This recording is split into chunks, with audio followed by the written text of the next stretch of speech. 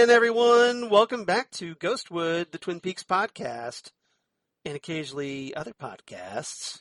I'm one of your co-hosts, Charles Skaggs, back in Ghostwood Forest, ready to talk some X-Files once again, as we do the fourth in our 6-part series of Twin Peaks actors who have appeared on the X-Files. And of course, because, hey, it's Ghostwood, joining me is my wonderful co-host, wonderful friend, and fellow tech support for parents regarding all things cable, internet, what have you, Xan Sprouse. How you doing, Xan? I'm good, Charles. Yes, I have often thought that I should start a business where I go to retirement homes and help the silent generation and baby boomers with their tech stuff. Yes. Because I find that when it's not my parents, I'm fairly patient about it. Yeah. So, but...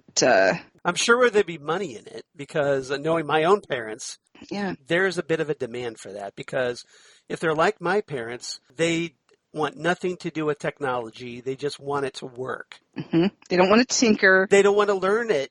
They don't want to learn how it works. No. They don't want to take the time to figure it out. They just want it to like watch TV or look up something on the internet that magically appears the first time they type something into a search field. Yes. Yeah.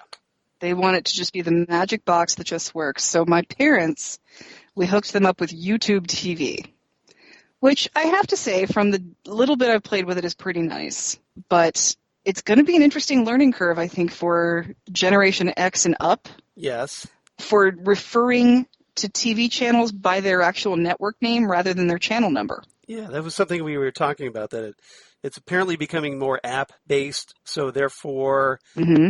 You're going to have to kind of refer to, like you do with your streaming services, your CBS All Access, your Netflix, your Disney Plus. Your Disney Plus. As opposed to, say, Channel 3, Channel 4, Channel 1354, what have you. Exactly, because streaming apps don't care about what channel it is. It doesn't require a channel. So tonight, after we set up my mom, she said, okay, now what channel is Jeopardy?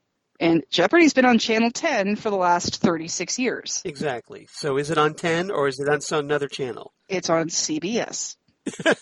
And that's what you got to know. You got to know that Jeopardy's on CBS. It's going to be an interesting mind shift for people who've grown up with either rabbit ears or cable, where you're talking about Channel 15 or channel whatever. I mean, even I think Gen X is a little bit closer because where you have one cable company in one part of town and one cable company in another part of town. Mm-hmm. VH1 might have been channel 38 on one, but channel 53 on another. So I think we got a little bit more used to that with we're on the cusp. Cable networks. Yes. Yeah. I think we got a little more used to that with cable networks, but I still refer to our local networks as 4, 6, and 10. I know that 4 is NBC, 6 is ABC, and 10 is CBS, but I still think of them as Channel 4. Or if I see somebody like, or if I talk about somebody, I don't know, being arrested for possession of child pornography, I talk about how it was Weatherman from Channel 10. Yeah, you wouldn't be talking about a certain local weatherman from, interesting. I wouldn't be talking about a certain Mike Davis, would I? I don't know. But yeah, he's the weatherman from Channel 10. Yeah. Look it up on the internet, kids. It's a very disturbing story. Yeah. All right. Columbus, Ohio, Mike Davis, Channel 10, child porn. Yep. There's your Google. Making the city very proud. Gross. Yep. Yeah. Yeah, it's good times. Good times, exactly. I'm sure Channel 10 was thrilled to find that out. Yeah. On his work computer like a moron. Right. Anyway. Okay, well, part of me, you'd like to psychoanalyze that and say he wanted to be caught because... Oh, he totally did. Because he was so stupid about how he did it. I honestly think he's been locally famous for so long, He just probably thought he was above it all and he was untouchable. But nope. Nope, apparently not. Not when it comes to child porn, apparently. So nope. Anyway. Zero tolerance for that. Okay, so on a better topic, here at episode 84, we're talking Humbug, one of my personal favorite X-Files episodes, I'm hoping it's one of Xan's as well. I'm gathering it is. And one of the top 5 episodes of The X-Files in general. It's so good. yeah, it's so good. So we're probably going to give this surprise really good ratings. So spoilers on that. But this is the 20th episode of X-Files Season 2, aired way back on March 31st, 1995. Written by Darren Morgan in his very first script for the X-Files. So this is his brother of Glenn Morgan. Brother of Glenn Morgan. That was one of my little trivia things.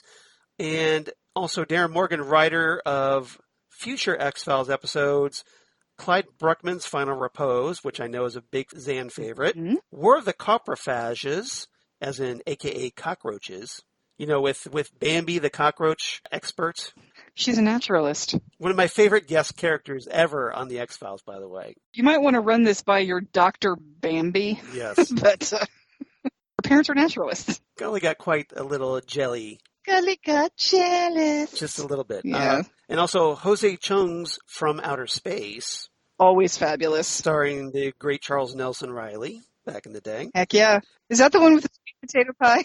Maybe. Or is that the other Jose Chung one? I forget which one has the sweet potato. That was the one on a Millennium, because there was like 2 of them. One was on the X-Files and one was on a Millennium. Oh, okay. Yeah.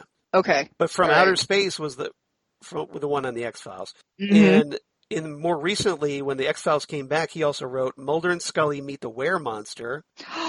And wrote which is so good. And then followed that up with The Lost Art of Forehead Sweat. Oh, okay. If you remember that episode about the Mandela effect. Yes. Yeah, so that was an interesting one. This story also directed by Kim Manners, who directed a lot of X-Files episodes. I would be here all day. The late, great Kim Manners. I would be here all day talking about how many episodes that Kim Manners directed or wrote or produced. But thankfully, Kim Manners... And not just the X-Files, too. No, but Kim Manners did at least get a nice little nod in the X-Files Return series. Yes, he did. With a gravestone, if I'm not mistaken. A gravestone, yeah. Yeah, but that was nice. Yep. I appreciate it. I did catch the late, that. Great Kim Manners. Yep. And of course, this stars David Duchovny as Fox Mulder, Gillian Anderson as Dana Scully. Guest cast, of course, the main reason we're talking about this one... Michael Anderson, or Michael J. Anderson. Michael Anderson. Yep. Yes. As Mr. Nutt. And, of course, we know him here on Ghostwood as the Man from Another Place and Mr. Rock in Mulholland Drive. But, of course, he also played a character, Samson Leonhardt, on Carnival on HBO series. That's right. Then he was Rumpelstiltskin on Star Trek Deep Space Nine. And he's been in episodes of Charmed, Adventure Time, Scooby-Doo Mystery Incorporated, which we talked about here when we were talking the X-Files, Twin Peaks appearing in Twin Peaks parodies. In pop culture, yeah. Yep. And he did a nice voice for that as a kind of pseudo Man from Another Place in that 2-part episode. And he was also in the movie Mannequin 2 On the Move. On the Move. That's not good. Did you ever watch that during your bad movie watch? No, and I kind of lost the bad movie thing because I lost some momentum because it's kind of hard to get psyched up to watch a bad movie. But yeah, my plan is tonight I'm going to be watching Maximum Overdrive, so it's going to kind of come back a little bit. I would say, yeah, because that's not one of the best Stephen King movies. No, it is not. And there are a lot of bad Stephen King movies, mind you. There are. I will bring Bad Movie Month into the month of October because if there's one thing I do truly love, it's bad horror movies. Right. So I actually do love bad horror movies. So that will be fun. We should be Skyping while you watch these so that we can do like our own little Mystery Science Theater to it. We could totally do that, and I think booze should be involved in all of this. Well, it usually is. Like a drunk cinema. Hey. Like a drunk cinema. Yeah, that's catchy. Where we get progressively more drunk and we discuss cinema. I don't know. I think that might be a good idea, Charles. That might be a good idea. We should do something about that. We should do something about that. Like actually do something about that. Like actually do it, yeah. All right. We also had, of course, the late great Vincent Schiavelli as Vincent Lanny. Schiavelli, man, he's one of the greatest. Yeah. I know him because I'm a James Bond geek, and he was in the great Dr. Kaufman in Tomorrow Never Dies. Oh, yeah, that's right. I forgot about that. Did you call the Auto Club? For me, my favorite Vincent Schiavelli role is Buckaroo Banzai, where he's John O'Connor in Buckaroo Banzai. I apologize for calling him Schiavelli. I never knew if it was Schiavelli or Schiavelli, but I don't know. I've heard Schiavelli, but I don't know if I've actually heard him say it. yeah. So I've been go saying that for so many years. I'll go with yours because I wasn't sure at all. I never heard him say it. But yeah, John O'Connor and Buckaroo Banzai, and the wonderful, switching to Sanka, Mr. Vargas. Yep, I figured you in Fast Times. Yeah. Yeah, from Fast Times at Ridgemont High. Yep. I just switched to Sanka, so please, have a heart. And, of course, he turned up as the organ grinder in Batman Returns. He sure did. Yes, he did. So we may get close, at least, to a Batman 1989 reference. And he was also the subway ghost in Ghost and a bunch of other things. He was also... That's right, he was the subway ghost that taught him how to punch things. Yep. I forgot about that, yeah. And I also know him because he was the former Mr. Miss DePesto. Yes, in real life, he was married to Elise Beasley from Moonlighting. Yes, but apparently they called off that marriage. So they called that one a day. Yeah, so. They called that one a day. But for a brief time, he was there, and so. Yep. But he's been in a lot of things. I mean, he's one of those actors that you could spend all day talking about everything that he's been in. So very cool character actor. He has a bit part in the movie Night Shift. Right. Which is one of those movies that my family quotes all the time. Mm-hmm. I don't know how. I don't know if anybody else has movies like that with their family, that the family just quotes those movies. But so yes, I've been quoting Vincent Schiavelli for years, saying, "I'm sorry, I didn't know you was deaf." So. I think he was also in Johnny Dangerously, if I'm not mistaken, and a bunch of other things, bunch of cool obscure '80s movies. No, was he in Johnny Dangerously? I think he was in Johnny Dangerously. I'll have to watch it. Yeah. I don't think it was a big part. I think it was just probably a little bit part, but he's in it, I think. Oh, and he's also in Better Off Dead. Would you believe that I've only seen that movie one time? Get out of here. It's like a classic. One time. I know. I've only seen it once. We got to do something about that. And it's fantastic. It's a great movie. Once again. $2. I want my $2. I've been going to the school for 7 years. I'm no dummy. It's just my favorite line from Better Off Dead. But, yeah, Better Off Dead, Fast Times at Ridgemont High, and A Nightmare on Elm Street are all fantastic 80s movies, all starring the wonderfully talented and adorable Amanda Wyss. I'll watch anything Amanda Wyss is in. I think she's fabulous. Good to know.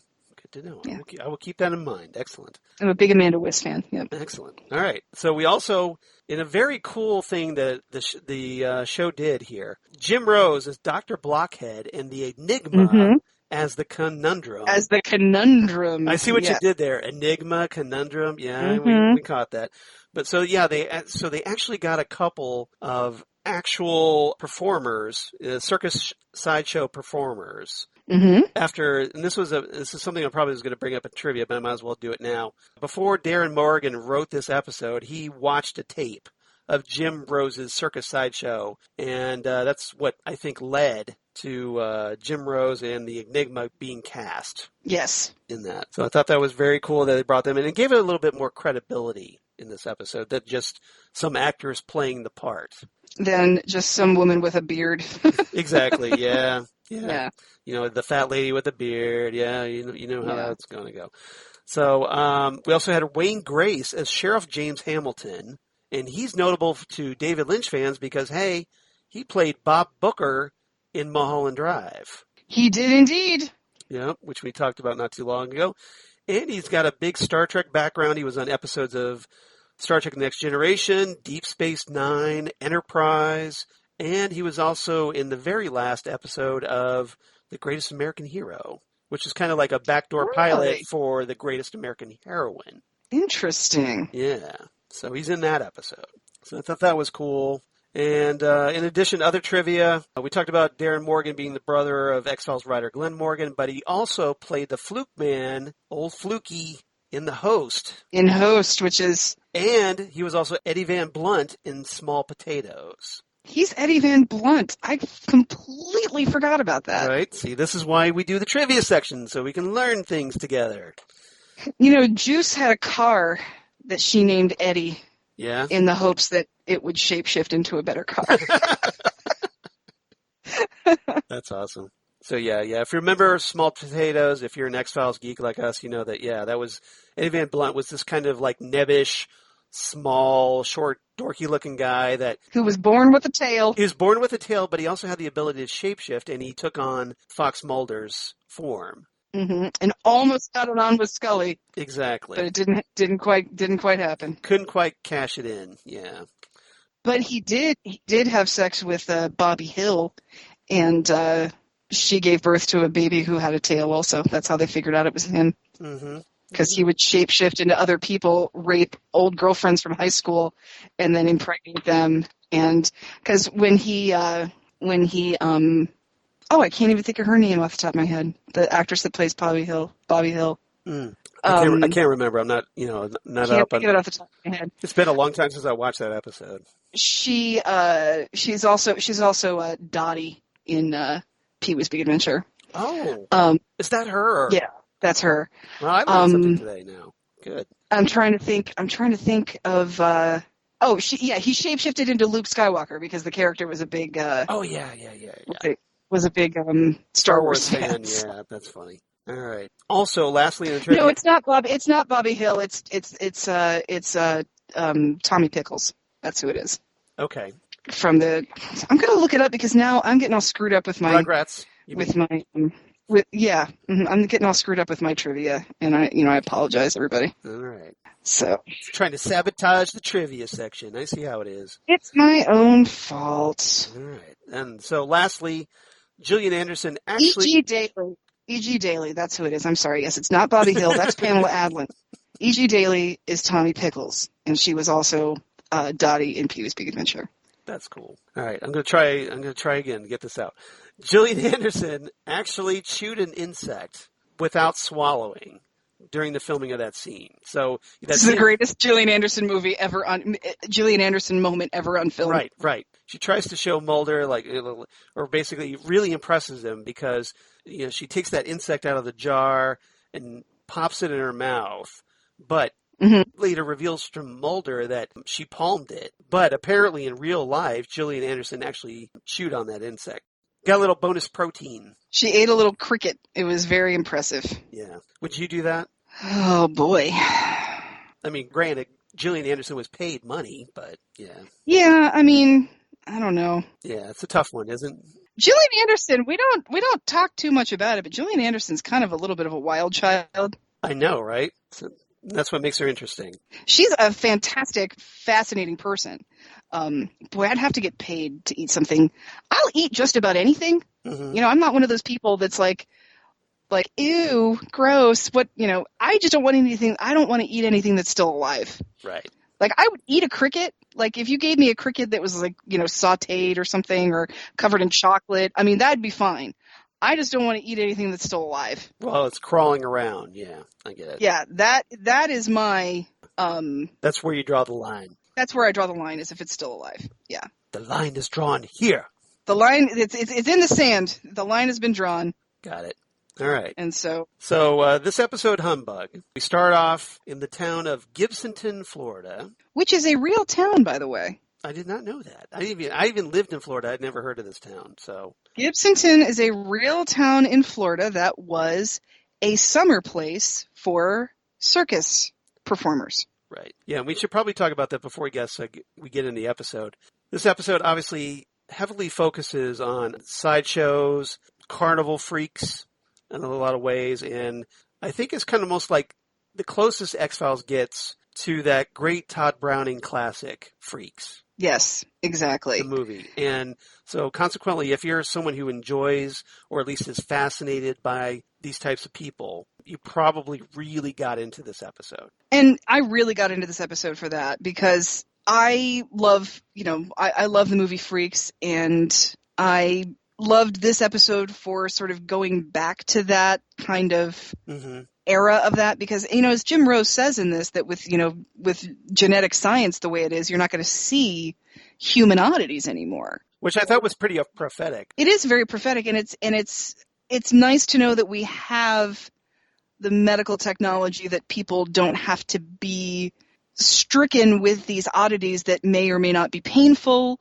right. may or may not be life-threatening, things like that. I mean, if somebody's, that makes them social outcasts. Yeah. I'm not even putting any sort of socio stigma on it at all. Yeah. However you're born, that's whatever you are, and that's fine. There's nothing wrong with it. But you have people who, for example, the beginning of this episode starts with the dad with ichthyosis. Yes. That can be an extremely painful condition. Yeah. Because sometimes your skin can peel too far and crack, and you can bleed. It can be extremely, extremely painful.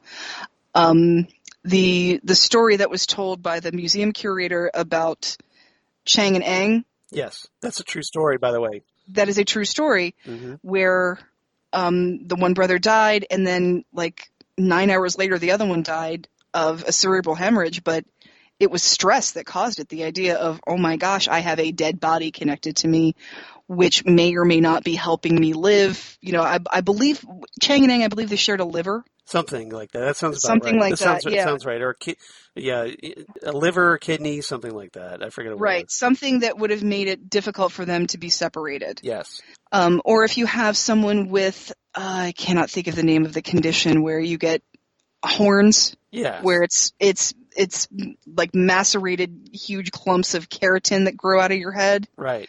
It can be, and if that falls off, that is painful. These conditions can be painful. Bearded lady, if that's not as huge of a thing, or like the Jim the dog boy. Yeah, the dog face boy. Yeah. Yeah, Jim the dog face boy. Which is a nod to JoJo the dog face boy. Yes, exactly. Yeah. That's not as much. That's more of a problem, like you said, as a social type of a problem, where people are assholes and point and stare at everything that's different. Yeah.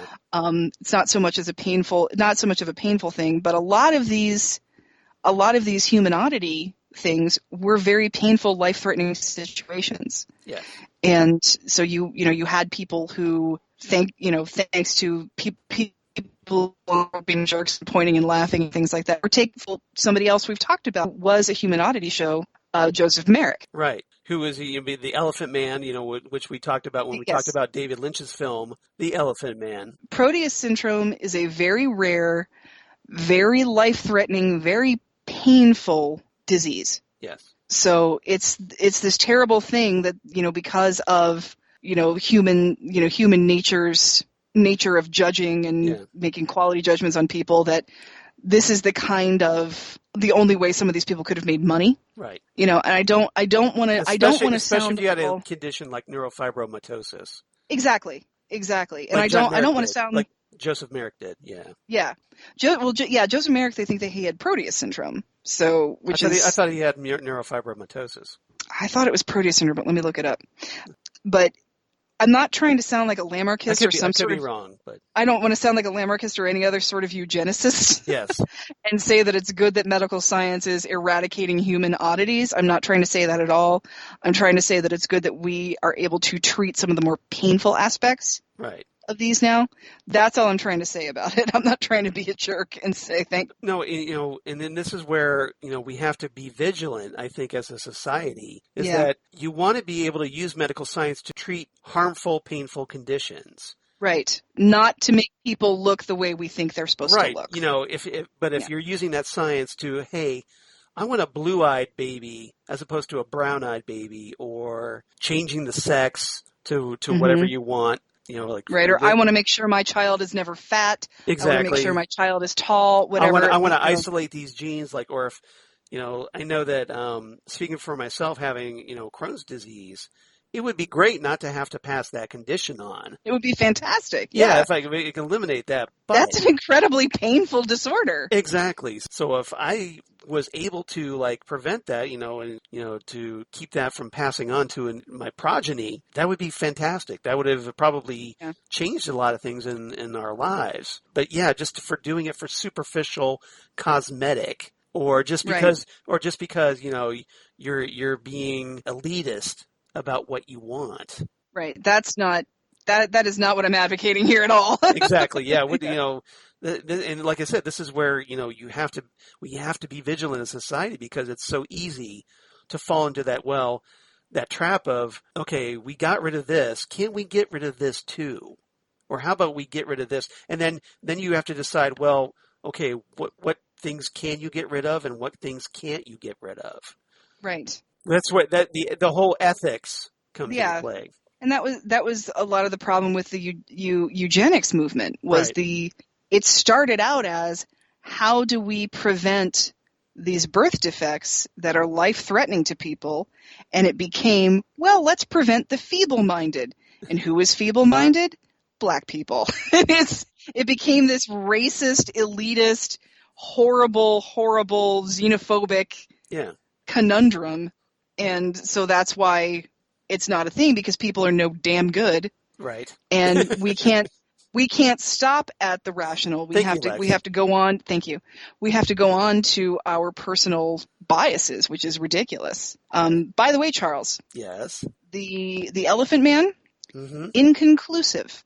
Oh. There were DNA tests done on his hair and bones that they weren't sure. They were inconclusive tests, but based on photographs and based on the information that is about him, it is widely conjectured that it was Proteus syndrome. Okay. I must have read somewhere that maybe they got it wrong, that it was neurofibromatosis. So that could be another unless they conjecture. Maybe they suspected it, but that could be another conjecture. We'll never surely know for sure. But I remember I remember looking this up recently when his name was going to star as Joseph Merrick in a new Elephant Man story.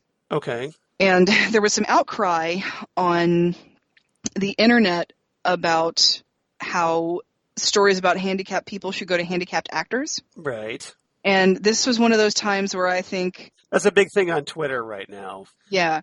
Because even if you do have Proteus syndrome, you're not going to have it in the exact same way Joseph Merrick did. I think your makeup should look like photos of him. Yeah. Also, there's only been about a little more than 200 cases that have been confirmed as Proteus syndrome worldwide, and there's only currently 120 people alive with it. Interesting. So that you're not going to find... First, the long and short of it is it's not a very common thing, and you're not going to find somebody who has the exact same growth issues that Joseph Merrick did. So that's why I think you're not going to find an Elephant Man to play the Elephant Man. Let's just put it that way. Exactly. Now, also, could we maybe hire a legless actor to play Lieutenant Dan instead of putting green screen tights on Gary Sinise and spending $5 million to remove his legs? Sure, maybe. Right. That's very possible. But when you have somebody who has a growth that makes them look a certain way, I think you want to use makeup for that. So that's just me. We're going to have to remember all this when we finally get around to talking the Elephant Man properly, as we review properly. Yes. When we get that spiffy Criterion Collection edition. Oh yeah, which is soon. And we can kind of do our more in-depth review like we did Mulholland Drive. That should be this month. That should be like next week, I think. But anyway, see, there's something to give you a little hope in this bleak world we live in. Yeah, exactly. All right. So also Gibsonton, Florida, was home to the infamous Lobster Boy. Interesting. Lobster Boy lived in Gibsonton. I don't know if any of you know who Lobster Boy is, but he was a human oddity sideshow performer. And he looked like the penguin. He had like claws for hands. The kind of flipper hands, yeah. That's a good, I should look him up. I'm not sure if he was, let's look him up real quick. Lobster Boy. I don't know if he was a thalidomide baby or not, but that was a thing that happened with thalidomide, was the... deformities, birth defects, yeah. I think he's a little too early for thalidomide, though, but I'm not sure. But he was an abusive husband and father, and his family murdered his abusive ass. And then they probably, boiled him and dipped him in butter, I guess. Now, Charles. Too soon? Come on, the joke is right there. You can't expect me not to go for it. I know it's right there, and screw him for being an abusive husband and exactly. father. But you can't be sympathetic to someone like that. Come on. You cannot be sympathetic towards an abusive husband and father. I'm sorry. I'm not saying murder is the answer. I'm just saying I don't feel sorry for you. And now I want to I want to hit up Red Lobster. Yeah, good luck with that. I know, right? Okay, so we talked about Gibsonton, Florida. We open in the teaser, the cold open, with two brothers playing in their outdoor swimming pool, which looked pretty sweet because it looked like it was heated. I know, it had steam coming off of it. Yeah, so I'm just like, damn, man, that's nice. And it's all lit and everything, so you could play at night. And then they see this mysterious figure approaching them from the woods and jumps in the pool. And you think, oh, okay, it's X-Files. There's going to be a monster, attacking them. But so they, they scream. But hey, in a nice little twist, turns out that's the kid's dad. Right, that's their dad. So you think, it's Florida. Their dad is the alligator man. It's Florida, so God knows what's in those bushes. Could be an actual alligator. Right. But no, it's their dad. So he's come home from a business trip. Yeah. Because he's still working the sideshow. Yeah, he was like an entertainer for a circus with them, and so yeah, they're playing with him, and then the alligator man says, "Look, you guys got to go inside because if you're out here this late, your mom's going to kill me." And yeah, you're supposed to be in bed, so if you're still out here, your mom's going to kill me. Yeah, so he basically is hanging out in the pool, and then all of a sudden, something small and Fiji mermaid-like gets into the pool and attacks him. Fiji mermaid-like, yeah, and attacks him and kills him. And that's basically our teaser. And I thought it was a pretty effective one. Really gets you hooked. That is a pretty effective one, yeah. Nice little twist. It does get you hooked. And then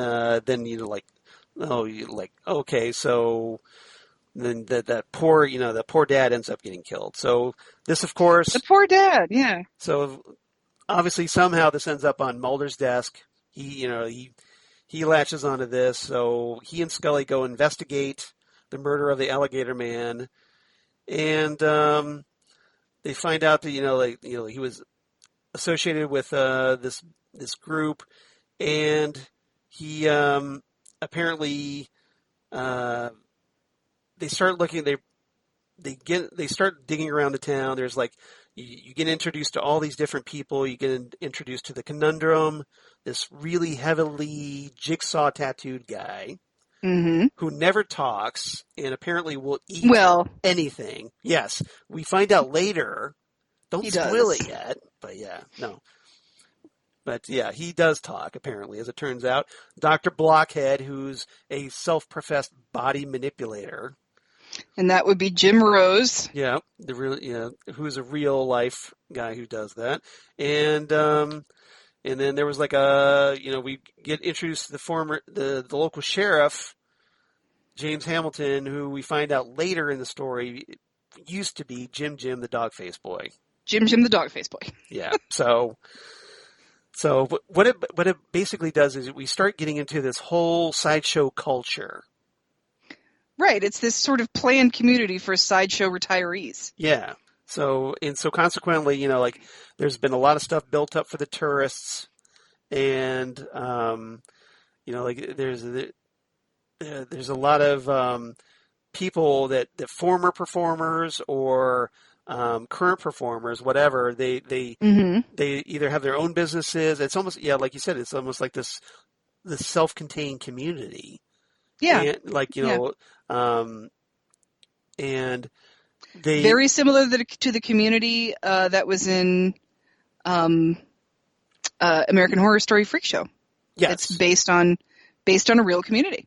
Right. Freak Show, American Horror Story Freak Show, essentially almost like an updated version of this, expanded, obviously. Expanded and so much worse and so much worse. Scarier. Yeah, exactly. But Twisty the Clown is like the scariest clown I've ever seen in my entire life. Yeah, he's pretty up there. He's a really good.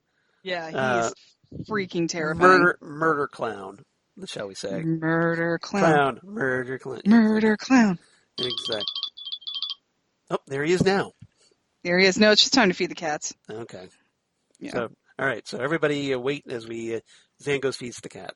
No, Chris will feed the cats. All right, I just forgot to turn the alarm off. Okay. So,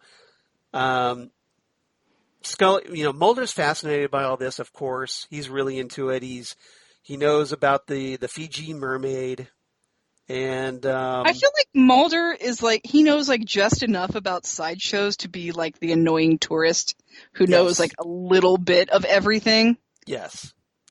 The know-it-all, shall we say? He's sort of the know-it-all, and I think that's one thing I like about Jim Rose in this, where he's basically just putting the smack down on him. He's like, no, there's people like me, blockheads. There's people like the Conundrum, who's a geek, and then there are people who are actual human oddities, and then there's P.T. Barnum, who is a freaking shyster, and he put a tail of a giant tuna on the body of a dead monkey and called it a mermaid. Exactly. Yeah. And then they talk about how apparently the Fiji mermaid disappeared or was like burned up in a fire or something. Mm-hmm. And so the question became, well, was it real or was it a hoax? And so this kind of myth developed around it. Right. Yeah. And so they go around, and Scully, meanwhile, obviously being the skeptic about this, isn't quite sure what to make of all these sideshow freaks. And so, I think she's kind of looking. I think she's really looking at the people as people. Yes. But I think she's kind of annoyed by Jim Rose's rhetoric. Yeah. Dr. Blockhead. I'll just call him Dr. Blockhead. Call him Dr. Blockhead. And that whole mentality that they have of like freak out the normals. Yes. I think I think that's why I love her eating that cricket so much. Yeah. Well, that was also, because it was almost like a kind of in your face moment to Mulder, who, because he buys into all this stuff, he thinks it's cool and interesting. And Scully is just kind of going, well, look, this is no big deal. And she pretends to eat that cricket, even though she palms it, and then shows off his magic, her skills at sleight of hand. But you notice they never pull their act on her again. No, they didn't. But although there was this one guy who was had kind of like a museum. Oh, and who basically has kind of like this melted face, half face. We never quite see him. No. We only see him in reflection. It's shot really well because there's a great shot where there are two mirrors set up at different positions so that in one mirror you can see his quote unquote normal face. Mm-hmm. And the other mirror is at a different angle so it shows the melted part of his face. Right. And so I thought that was really cool the way they shot that. And he basically, he spins this yarn for Scully and takes her, for an extra $5. Extra $5, yeah. which is a P.T. Barnum. Right. That's a P.T. Barnum move. P.T. Barnum used to have a thing in his show, like a box or something, a mystery box. It was a mystery box, and he also had where he would either tell people or there would be a sign that says "This way to the egress." Yeah, right. And people didn't know what an egress was. Right. Egress, by the way, is an exit. Out. It's exactly. a way out. Yes. And so you would go to the egress, you would leave. And there were you couldn't, once you left, you had to pay to get back in. There was no re-entry without paying again. Basically, just one big con. Yeah, which was P.T. Barnum. Yes. Yeah. Which was extremely entertaining. And that quote, actually, that famous quote that's attributed to him: "A sucker being born every minute." There's a sucker born every minute. And yes. that gets kind of a reset in this one. Mm-hmm. This what episode. did P.T. Barnum say about suckers? Mm-hmm. Yeah. Exactly. So, yeah. So we find out that people start dying. The Mulder goes to like they need a place to stay, so they go and talk to Mr. Nutt, which is of course Yes. Michael J. Anderson, Who has like a trailer park motel type Yeah, situation. yeah. Apparently, he's Yeah. like the big trailer park chain guy, and He has a degree in hotel management. he does, and he gives Mulder some crap for, um, you know, calling someone out based solely on their appearance, being superficial about it, but Mulder flips it on him in a great bit of great twist, I thought, because Right. because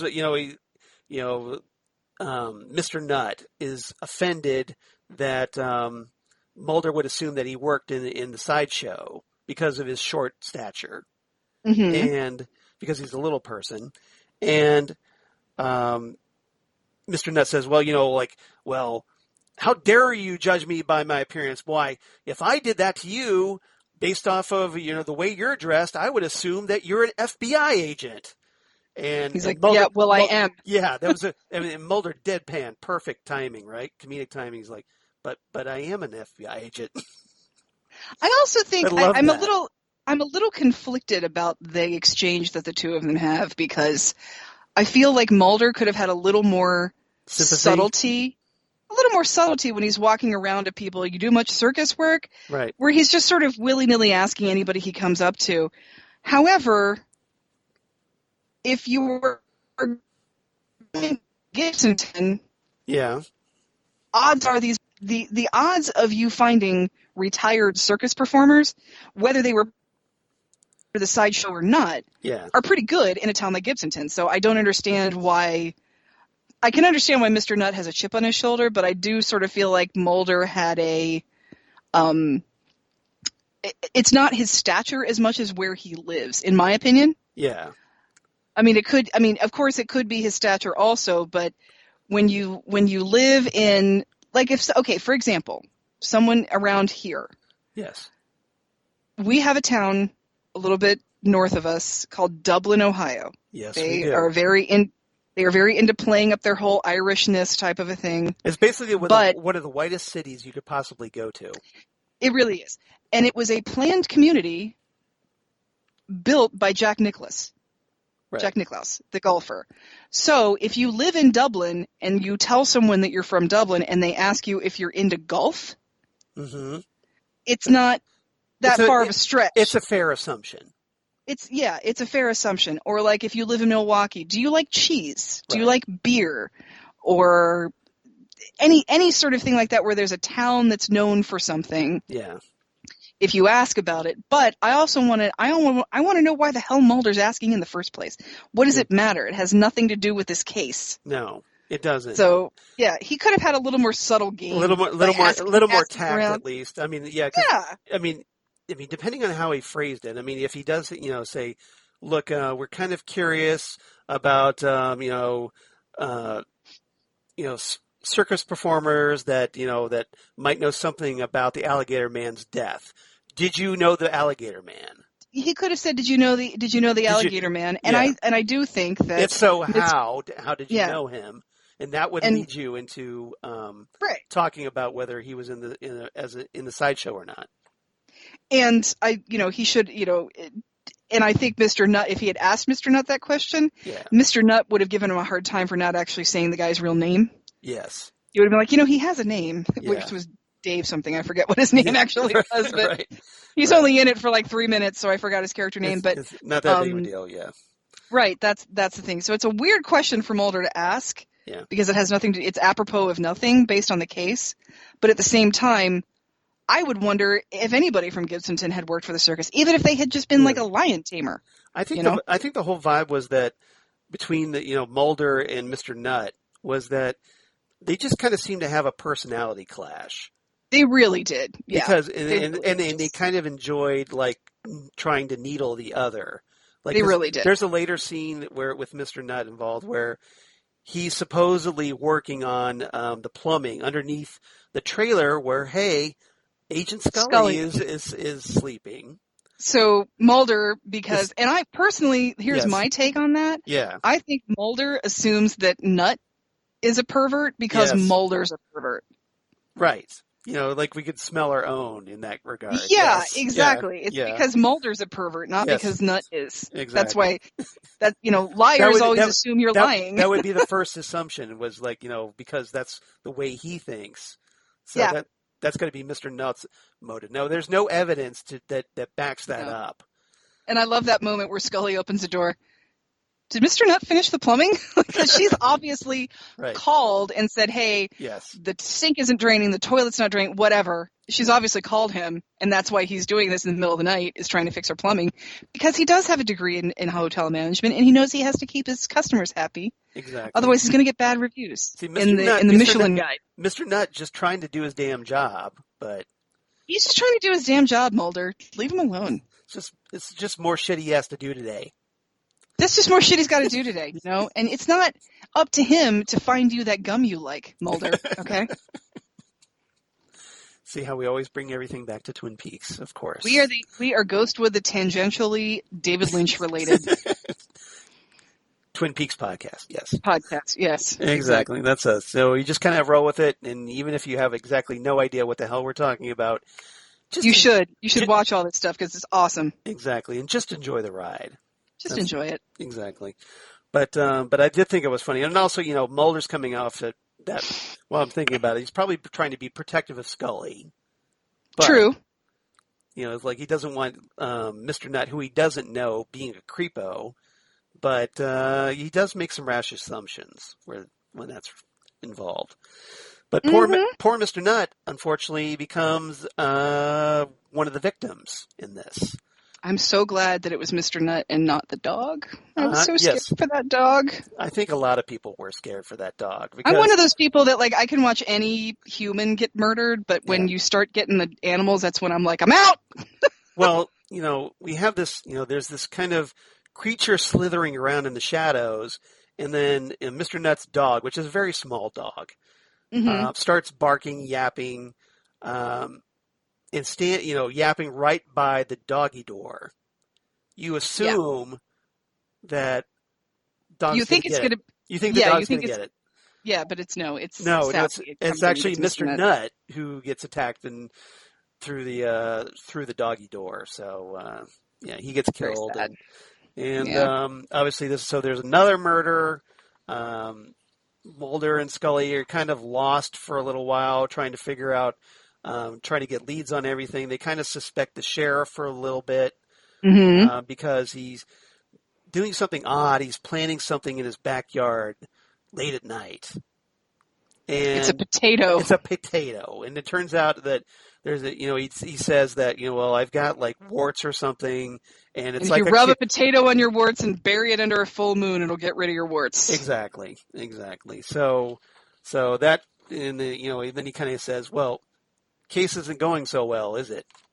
Yeah. So, if you're sneaking around looking at me burying potatoes, then it's probably not going really well. Exactly. So eventually the focus in this episode shifts to Lanny, the assistant to Mr. Nutt. Well, do we want to talk about the Rick Baker ripoff? Go ahead. I want you to go ahead and do that. Yeah, they have it. There's a guy there that is creating his own museum of freakiness. He's got a fun house essentially, and he is a creature builder. He's like a Rick Baker type of a guy. Yeah. And another guy with a chip on his shoulder. And it's somebody that it seems to be a common thread because Mr. Blockhead also seems to have a bit of a chip on his shoulder. Mm-hmm. Yep.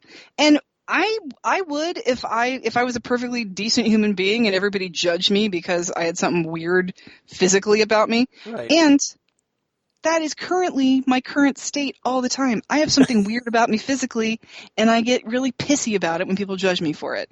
Yes. So you can identify. I identify. Yeah, exactly. Yeah. So I don't blame them, but yeah, he has a little bit of a chip on his shoulder, and what he's doing is he's trying to build this, fun house. He's like, people who, when they come into my thing, they're not gonna have fun. They're gonna get the bejesus scared out of them. Right.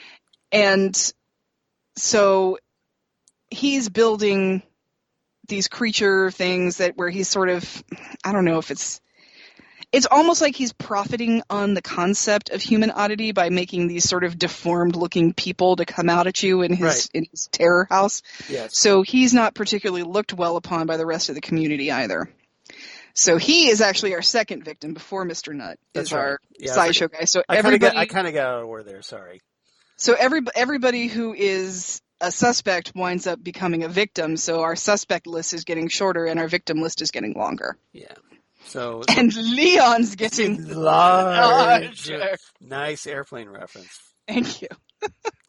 Excellent. Perfectly timed. So we find out that Lanny, Mr. Nutt's, I want to say helper, assistant. He's essentially his bellhop. His bellhop, yeah, because he's the guy who carries the bags for Mulder and Scully to their trailers. When Mulder asks him if you've ever done much circus work, he said, "Best work I ever had. All I had to do was stand there. But then Mr. Nutt convinced me that it was degrading, and now I carry other people's luggage." Yes. And I think that's one of the genius things about Darren Morgan's script here, is that, he takes something and approaches it from an angle you wouldn't normally look at, and he gives it he's probably the first writer on the X-Files at this point to really embrace the comedic potential of the X-Files. I think so too, but I do want to say one thing. Yes. There's no shame in being a bellhop. It is an honest day's work, so tip your damn bellhops, people. Right. And Mulder actually did tip him, if I'm not mistaken, in that episode. Does tip him, yeah. Yeah. So if anybody cares for you, brings you anything, or cleans up after you, or drives you anywhere, you need to tip them. Yeah, End of story. Let's move on. Don't be a jerk, guys. All right, so. Don't be a Parker Posey. Don't be a Parker Bad Posey. tipper. Bad tipper? Parker Posey's a bad tipper, yes. How do you know that? Because I know somebody who was a valet where she was staying one time and never tipped. She was there for like 2 weeks. Okay. Never tipped. Interesting. So Xan with all the gossip. This is good. Yeah, that's right. I like that. So Lanny, as it turns out, has a conjoined twin. He does, yes. And presumably it's this fetus. And, he talks about, he talked about his act when he was talking with Mulder, saying, he used to get big laughs with his jokes about it. And his brother, Leonard, is what's called I got it written down here, a fetu twin, which is essentially underdeveloped. Well, and that's what we are led to believe throughout most of this episode, that he is undeveloped and all he is now is just connected tissue to Lanny. Right. But I do think it's adorable that Lanny dresses him up in funeral clothes for the alligator man's funeral. He's got on like little black slacks and black shoes. It's really cute. Well, he treats him like his brother, so he dresses him up for the occasion. Yeah, I think that's awesome. He is his brother, so yeah. And it kind of makes sense now after we know the ending to the episode, because he knew that Lanny was his own individual, or excuse me, Leonard was his own individual. Leonard was his own thing, yeah. Yeah, and as we find out, in the big reveal is that Leonard, in this extreme genetic oddity, has the ability to detach himself from Lanny and become independent, and then reconnect with Lanny when he's done. Mm-hmm. So essentially what he does is at night he detaches himself and then goes out and kills people and kills things. And as Lanny says, he doesn't think he understands that he's hurting people. Right. He's just looking for another body to be connected to. Yeah. And that's why Leonard drinks. He's like, I don't know why he hates me so much. I don't know why he wants to get away from me so much. I'm his only brother. Right. So it's so sad. It's kind of messed up if you think it really messed up. If you think because it's like the Leonard only has like one actual home in Lanny, but wants nothing to do with Lanny. So he goes out and tries to insert himself into other people and kills them in the process. Winds up killing them. Yeah. So I don't know, Charles, if you have ever seen the movie Basket Case. I have not. it's this. Okay, got it. It's essentially this. Okay, well that's interesting. I wonder which came first, this one or Basket Case. Basket Case, I think, was like 83. Okay, interesting. Let me take a look. I'm pretty sure it's earlier. 82. I was close. Yeah. I was. Yeah. It's a story about somebody who they are seeking vengeance for the unwanted surgery that separated him from his deformed conjoined twin brother. Right. And yeah, it's essentially this. so ultimately, this all leads to a confrontation between Mulder and Scully and Leonard in this fun house. And there's kind of like, very creepy. Yeah, and you've got the prerequisite Hall of Mirrors where you can kind of do your Enter to the Dragon, Man with a Golden Gun type mirror riff. Oh, God, that's right. Yeah. So Scully kind of has that moment. So if you've seen that, you know what I'm talking about. And ultimately, Scully comes up with the idea, well, hey, let's just go outside of the fun house and wait for him to come out. Yeah, because this isn't working. Yeah, this isn't fun. Yeah, exactly. It's not so fun. It's a not so fun house. Yeah, it's a not fun house. It's a not fun house. And so while they're out there, trying to wait for Leonard, Leonard goes off and starts, heading. I forget who he was going after. He was going after something. And then the conundrum catches sight of him. Yeah. And then the next thing we know, we don't really get to see exactly what happened. We presume that we think that Leonard attacks the conundrum. And then, but afterwards, the conundrum's fine, but he's lying on the ground and he's kind of patting his belly a little bit. He's got a full tummy. Yeah, his tummy's kind of a little distended, shall we say? Yep. And he had a big meal. Yeah, he did. He must have been something he ate, as he mentions at the very end of the episode. Yeah. Yes, the end of the episode. In a perfect deadpan gag, I might add. Yep. And just kind of gives this knowing smile to Mulder and Scully, who are just like, "What?" So. Yep. Like, hey, and so this is yet another X-file that will go unsolved because the murderer is nowhere to be found. The murderer has been eaten. Unless you just kind of wait a little bit, I guess. Yeah, I wouldn't want to put cuffs on that though. No, I'm not. I wouldn't. Yeah, I just kind of would just kind of let that one lie. Yeah, and it was funny. I was watching it, be flush. Take your pick. Yeah, either way, it's him and the Fluke man are going to be in prison together. That's probably they kind of formed this whole like supervillains club, X-Files villains in the sewers club. What are you down here for? Yeah, I ate some circus people. What did you do? Yeah, I ate this water treatment guy. Yeah, I ate him and I laid my babies in his throat. But yeah, because the Enigma, the person who plays the conundrum, yes, those are real tattoos. This is a real guy. That is his real act. He is I'll eat whatever you give me type of a guy. That's his thing. But now he's big into body manipulation, and I saw I was looking at his Wikipedia page, and he's got horns now. Yes, exactly. Yeah. And he had horns surgically and a lot more piercings. Yeah. Yeah. And I think as the years have gone by, he's filled in some of the puzzle pieces because as we see him in this episode, he is covered with puzzle pieces, but some of them are just outlines. They're not colored in with the blue, but yeah, he's full on now. But because when I saw the Enigma, Charles, when I saw them live at the Jim Rose sideshow. Oh, you did? Dude, there's nothing like seeing somebody lift a cinder block with their testicles when you're 15. That would be that like Professor Lifto guy or something. Yeah. Mm-hmm. Yeah. It kind of blew my mind when I was a kid. Yeah. It was. Apparently they took that. I was 15. He took that act on the road to Lollapalooza. Yeah, that's where I saw them. Okay. It was Lollapalooza. Got it. I was 15 or 16, but yeah, you don't every day get to see somebody swallowing swords and eating bugs and lifting things with their testicles when you're living in the suburbs of the Midwest. Yeah, I think that might stand out. Yeah. Yeah. I'm Yeah, just guessing. he did not have the horns when I saw him. So I think that's another reason why this episode was kind of I have a soft spot for this one, because I really did enjoy the Jim Rose sideshow.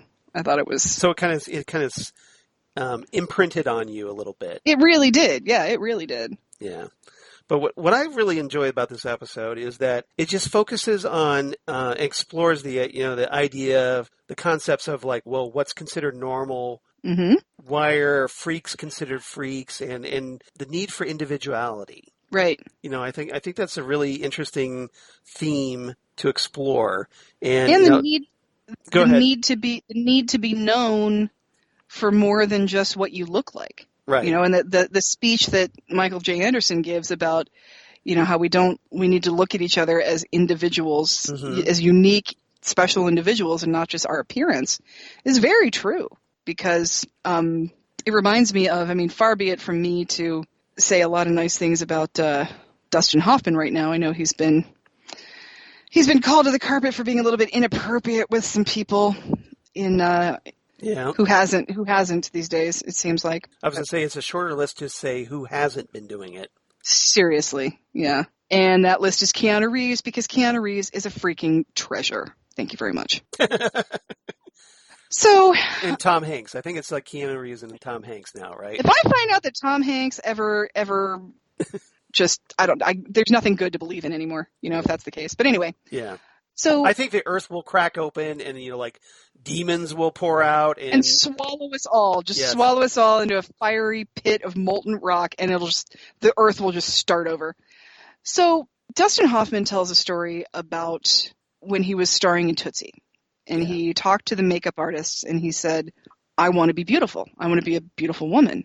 And they looked at him, they're like, okay. That's not going to happen. That's not going to happen. Not with that nose, sir. No, not Dustin Hoffman is kind of, he's not a bad-looking guy, but he's kind of a goofy-looking guy. He's got a cute smile, but he's kind of a goofy-looking guy. And you're only going to be so pretty. And he went home, and he was it really hit him hard. And he went home, and he was crushed, and he told his wife at the time, he said, I have to do this movie. I have to do this. And she said, why? And he started to cry. And I saw this story on the AFI 100 Greatest American Movies, and Tootsie was one of them.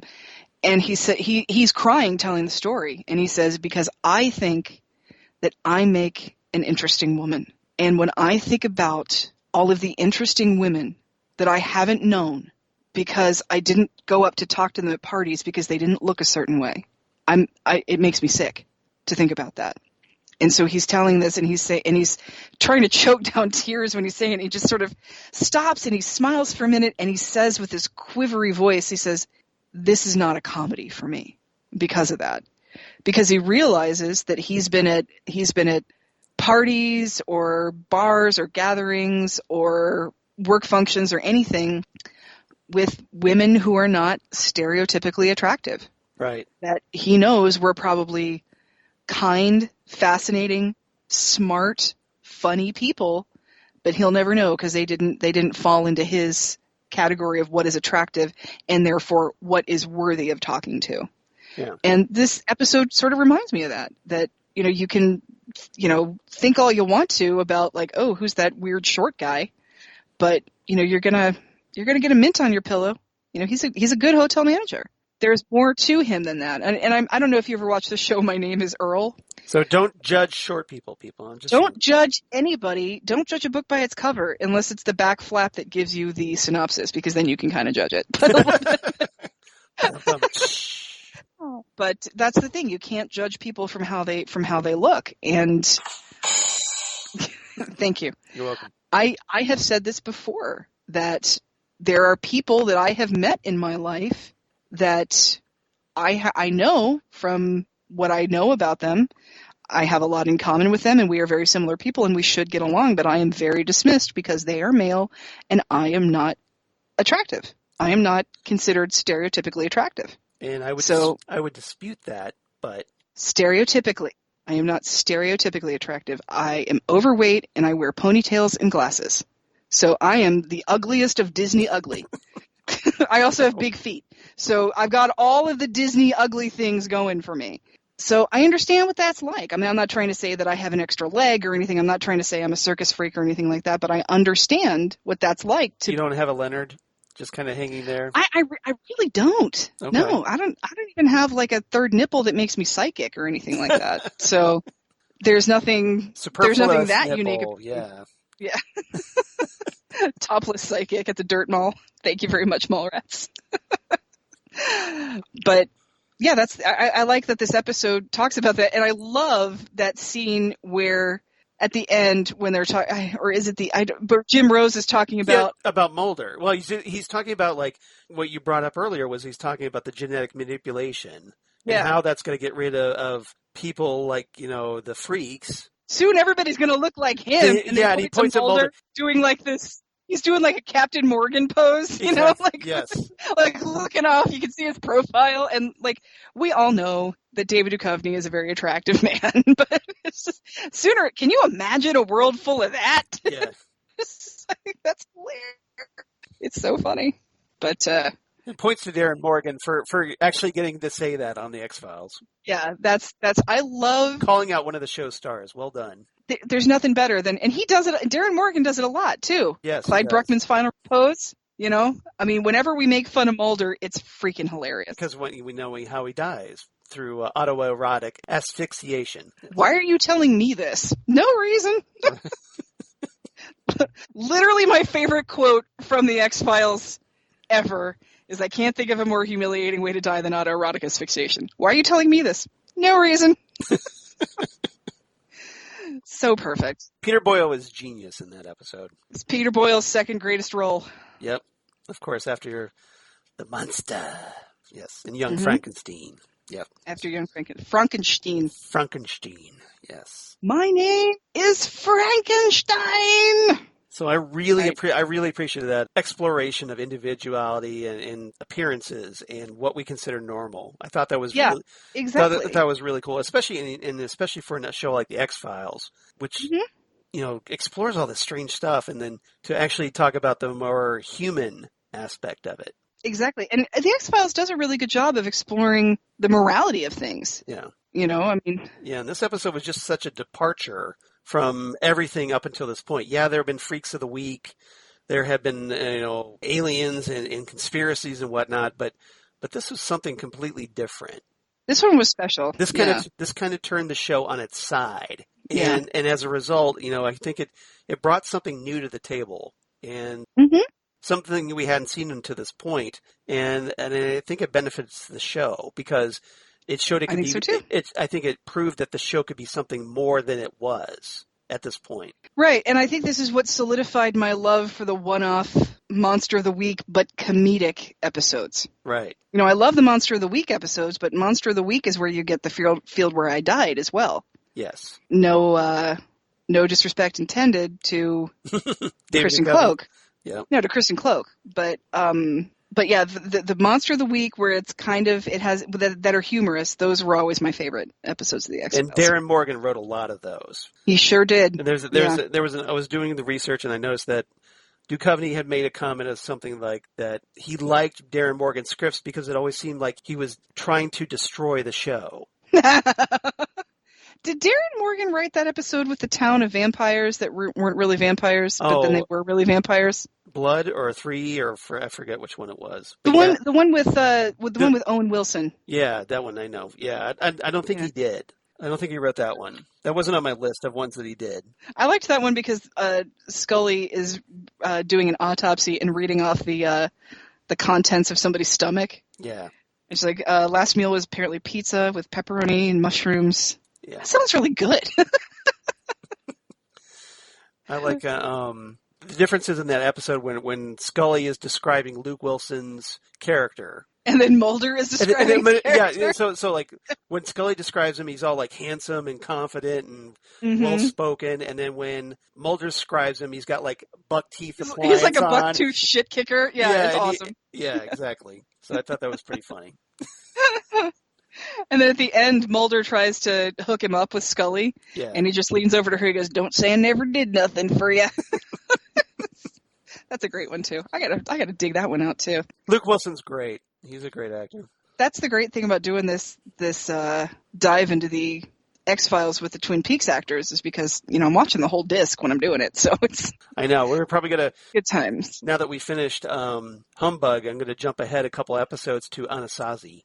Yes! Which was the season 2 finale. I was right about that when I mentioned it. Yes. Yeah. Yeah, so I was very excited. All right, so what's your rating for this episode? Well, my rating episode has probably 9 out of 10 special exhibits for my special customers. Nice. We are actually in sync on this one. I also give it a 9 out of 10. Railroad spikes to the chest. Good one. This is more comfortable than it looks. When Mulder falls on the bed of nails. It's actually more comfortable than it looks. Yeah, that whole funeral sequence, we didn't really talk about it, but when they're holding the funeral for the alligator man and Dr. Blockhead crawls up underneath the coffin out of the ground. Yeah, that's not cool. Show some respect. The whole, everybody, all the townspeople that are there attending the funeral are upset at him. And he's just trying to make a big, he's being very selfish and he's trying to, make it all about him. That's where he drives the spike into his chest. And Mulder and Scully are just, looking around going, what the hell is going on? What is this town you brought me to, Mulder? Everybody, bails from their chairs except for Mulder and Scully. You're just kind of sitting there going, what the actual F? Yeah, seriously. No, show some respect for the family of the deceased. Right. And it was not cool, Dr. Blockhead. Yeah, it's not cool. Not cool at all. All right, so yeah, we're both in sync on this one. I thought that was interesting. Ghostwood Mail. We got a lot of feedback once again.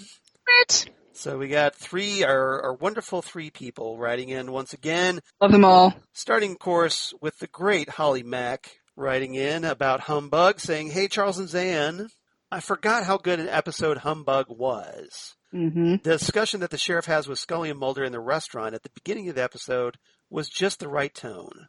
Loved the backstory about the Fiji mermaid as well. The musical choices for the episode also fit in so well. Some of the one-liners, yeah, that's one of the things. This episode, I forgot to mention this, this episode made me fall in love with Frenzy by Screamin' Jay Hawkins. Screamin' Jay Hawkins is pretty, I don't think he's that great of a dad, but he's a fantastic musician. I'm in the frenzy.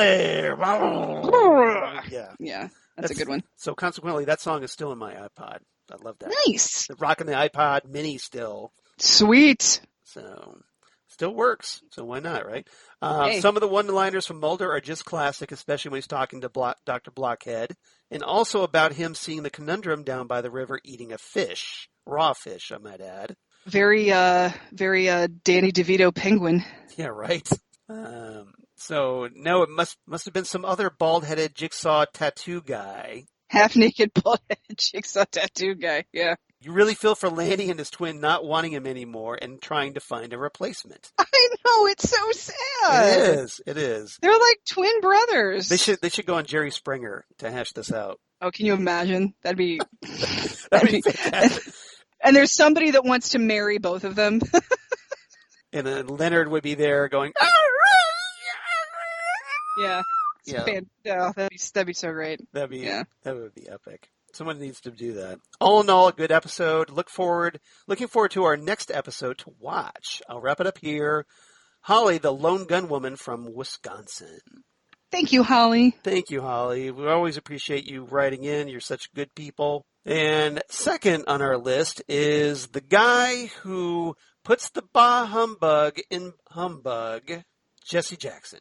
Oh, Jesse. Zan already a little bit familiar with this email because Jesse copied everybody, every account he could find when he was sending this out. I love you, Jesse, but sometimes I wonder if you want joy in your life. It's okay. It's all right. So, yeah. Jesse writes in, and we're glad that you wrote in. Thank you for writing in, Jesse. We're interested in all viewpoints. Yes, we are. So Jesse has a little different take than about 99% of everybody. Says, hi, Xan and Charles. I like that little passive-aggressive thing where you're saying that he's basically wrong. Thank you. All right. This is a strange one. Filmed in a different style with an odd story pacing. And he's right. Yeah, Jesse's all about story pacing. Yes. Yeah, and I refer to some of these episodes, some of these more comedic, bizarre episodes of the X-Files as clarinet episodes, because I feel like the soundtrack relies on a very jaunty clarinet to let you know that things are going to be awry. So I understand that. He's not wrong. A little bit more whimsical, shall we say? Mm-hmm. I see that this episode was nominated for an Edgar Award and is an episode that X-Files fandom loves. Yes, we do. Comedy is objective, and if you're going for scary and you miss the target, you can still have a creepy episode. If you're going for a romantic theme, you can miss and still have a sweet but corny episode. If you go for the funny and you miss, you often still get something that is amusing. This episode was so strange, I didn't get it and didn't enjoy it. Okay. Yeah. Okay. I can see that, especially Jesse, we should definitely remind everybody, Jesse is new to the X-Files. Yes. So if he's only watching the episodes we've talked about, this is only his 4th episode. Right. So this is very different. It's a major departure. The other episodes we've done are very serious, the only real comedy that we've seen in the X-Files up until now is the comic relief that is the Lone Gunman. Yes. So, but Jesse missed all that. So right. So Jesse I don't think Jesse's got that entire season of love behind him yet that we had back in 1995. Yes. So he's not wrong. I mean, if you're going based on what the X-Files started out being, this is a major, major departure. Now, I will say I don't think this one is supposed to be creepy. I think it is supposed to be funny. Right. I do think that the Leonard effects are a little bit basket casey. Or right. Leonard looks like the It's Alive baby. I mean, I don't know if you've seen It's Alive, but fabulous movie. So I get it. I mean, I understand. Disturbing, but yeah. Yeah, I understand where he's I understand where Jesse's coming from. I just feel a charm for it. But I wonder, Charles, and I don't know if this is the case because this is a highly regarded episode of the X-Files across X-Files fandom. Yeah. But I wonder if we have an affinity for this because of Michael Anderson. I wonder if that adds to our affinity a little bit. I think, I don't think it's entirely because of Michael Anderson. No, not entirely, but I wonder if there's like a second level of it for us. Maybe. That regardless, we're going to have, and since we have that sort of Twin Peaks quirky, we have that background of loving things quirky and weird. Right. Because of Twin Peaks. Maybe this one... That I think more. I think maybe this one appeals to us more. This kind of appeals to a more David Lynch type fan, right? You know, someone who appreciates the offbeat and the unsettling and the strange and the weird. Because that's kind of what we do here. We're the strange and the weird. We're a place both wonderful and strange. I myself am strange and unusual. So it's kind of more in our wheelhouse than it is Jesse, and that's okay. That's okay. That's okay. Nothing wrong with that. Jesse continues, I am guessing that both of you will probably love this episode. And that's a good guess, Jesse. Yes. Good guess. Yeah. Jesse's not wrong, and Jesse knows us. That's for sure. That's right. It's strange, creepy with outlandish characters. Yep, pretty much. Yep. That's our thing. That's right. Of all the episodes I've seen so far, this is by far the closest to a Twin Peaks episode, at least in my opinion. So now I want to know, when did Jesse watch a Twin Peaks episode? That is an excellent question. I want to know that. And what did he watch? Exactly. When did he watch it? What did he watch? Yeah, and what were his thoughts? I need all the deets on this one. All right. Yeah, we need to know that, Jesse. All right. So make with you come out with this one. So far, Need info. Need info. The 411. So far, this is the outlier of the series rewatch. I'm looking forward to moving on to the next episode to see how I like that one. For now, please take care of yourselves, and I hope you have fun talking about this quirky episode. Oh, we did. Oh, we did. At least I did. I hope Xan did too. Oh, heck yeah. I think Jesse... Go ahead. I think he's going to like Ozzy. If he's enjoying the X-Files for its more serious anthology structure... Yes. I think he will like Anasazi, for sure. I agree. Now, that's not one we're going to be talking about, but it's a great, great episode. Yeah. Mm-hmm. Like I said, one I'm going to be watching here shortly. I'm going to give this one 4 out of 10 buried potatoes. Ouch! Yeah, right? That's a tough one. Keep Hope Alive, Jesse Jackson. Well, not much hope after that. Jeez. Wow. Sorry you didn't like this one, Jesse, but hopefully our discussion encouraged you to kind of reevaluate some things. Maybe get that... Hopefully our discussion entertained you more than the episode did. Yeah, or at least maybe get that score up at least to a 6. Something. Yeah, at least let it pass. Give it passing score. Yeah. Lastly, but certainly not leastly, we have DJ Nick writing in about Humbug. Nick has a much more upbeat attitude regarding this one. Okay. All right. So, of course, he selects his cigarette and lights up. And he says, "Dearest Carlo and Alessandra." Did he actually say that? He actually typed that. Yes, he did. That's amazing. So I guess I guess I can't do my "Dear Charles and Xan." No, you can. He's pulling out the Italian stops this time around. "Dearest Carlo and Alessandra." Oh, there it is. I knew you couldn't resist, Charles. Nick likes it, so I'm cool with that. Sonia likes it. Sonia likes it more, but so I'm doing it more for Sonia than anything, I guess. There you go. Got to keep her happy. Got to keep Sonia happy, right? Happy Sonia is a happy Nick. There you go. No surprise, this episode was nominated for both an Edgar Award and a Cinema Audio Society Award.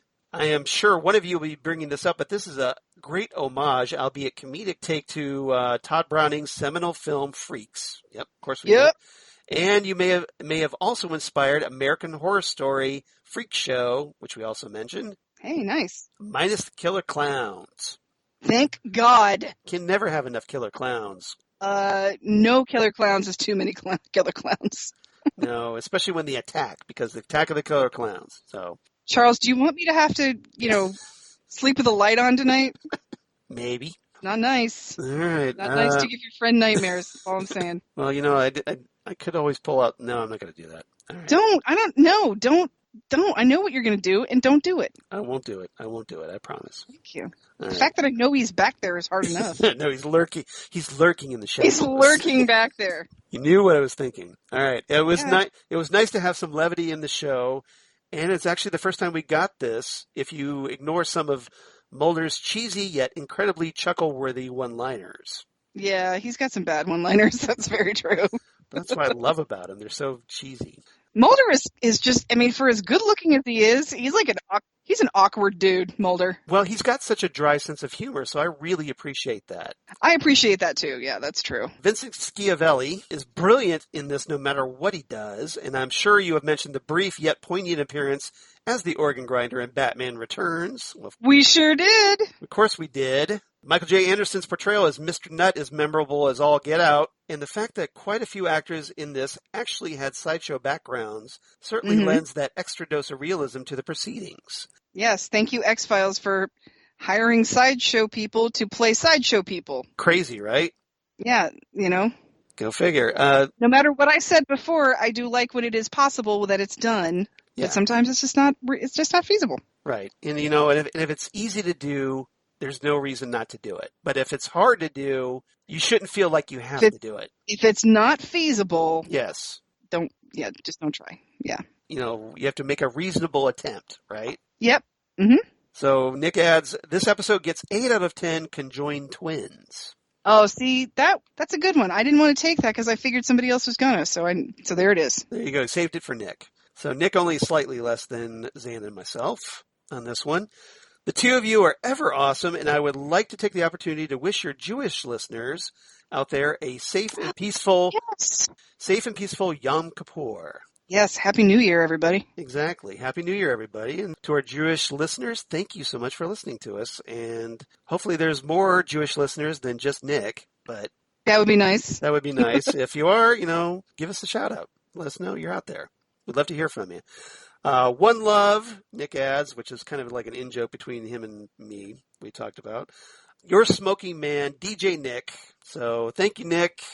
You're ever awesome as well, my dear. So Nick is obviously, we talked about he's the host of the Whiskey and Cigarette Show, and, he does Gold Standard, the Oscars podcast with Xan, and does Titan Talk with myself. And Happiness and Darkness with In Happiness and Darkness. Whoever's lucky enough to do it with him. Exactly. I think I'm supposed to be doing Spider-Man here sometime in the near future. Yeah, he wanted me to do Thor, but I wasn't available the day for Thor, so. You were feeling a bit Thor. I see what you. Yeah. Oh. Also, I've yet to see Thor. Oh, well, that would probably help, wouldn't it? I mean, I could watch Thor if I didn't have something else I needed to do that day. But I understand. It's a decent yeah, film. It's bad timing. I liked Thor. I thought it was a good film. So that's it. So if you want to be like Holly, Jesse, and Nick, and please do. Totally do, because they're all awesome. They are, and we always appreciate all three of them writing in. Even Jesse, if he's got something contrary, we still love to hear it. You know what? If you've got a different opinion on the episodes we're talking about, by all means, let us know. We respect all opinions on our show. So if you want to reach out to us, write to us at ghostwoodpodcast@gmail.com, ghostwoodpodcast@gmail.com. The Gmail. The Gmail. The Gmail. The Gmail. Reach us on Twitter, on the Twitter machine @GhostwoodCast, or on Facebook, Ghostwood, the Twin Peaks Podcast. Oddly enough. So, Xan, really appreciated this discussion. I love talking this episode with you because this was good times. We both love it so much. Yep. And this is great X-Files, and it's a lot of fun. And I'm going to be a little sad when we kind of wrap up our X-Files discussion. This has been a nice little change of pace, in my opinion.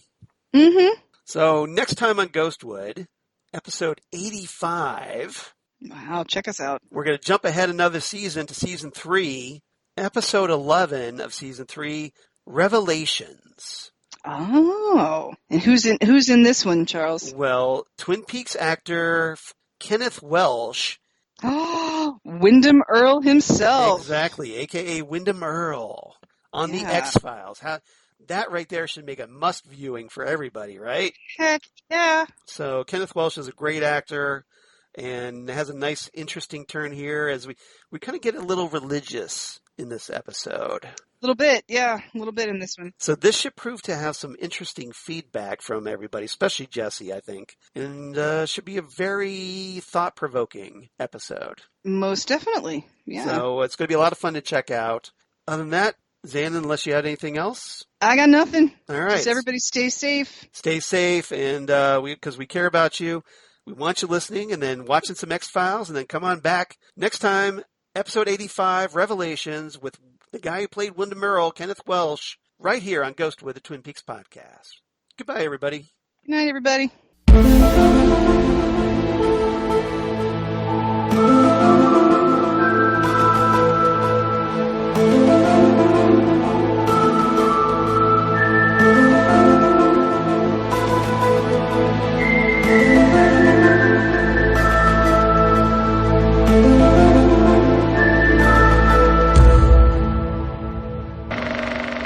We made this.